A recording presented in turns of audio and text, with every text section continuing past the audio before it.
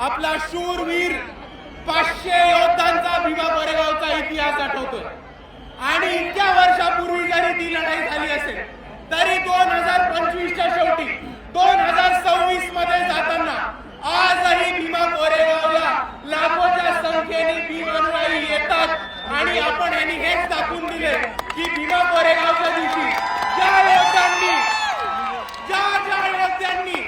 इकडे पेशवाई माती काढण्याचं काम केलं होतं त्यांना आम्ही विसरलेलो नाही आहोत मित्रांनो। आणि दुसऱ्या बाजूला ज्या 500 शूरवीरांनी इकडच्या व्यवस्थेच्या विरुद्ध, इकडच्या परिस्थितीच्या विरुद्ध आणि इकडच्या पेशवाईच्या विरुद्ध बंद उकरण्याचं काम केलं होतं त्यांना आपण अभिवादन करायला येतो तेव्हा फक्त महाराष्ट्राला नाही तर भारताला नाही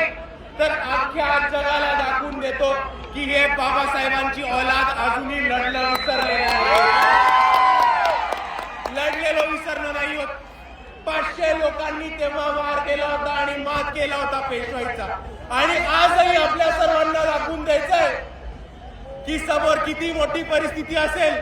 किती मोठी ताकद असेल तरी आज जर इकडे 500 लोक बाबासाहेबांचे अनुयायी जमले तर समोरच्याला कापल्याशिवाय राहणार नाही ही ताकद आहे। आणि म्हणून मी आपल्या सर्वांना एवढीच विनंती करतो की आज जसं आपण भीमा कोरेगावच्या इथे अभिवादन करायला एवढ्या मोठ्या संख्येने आलो त्याच पद्धतीने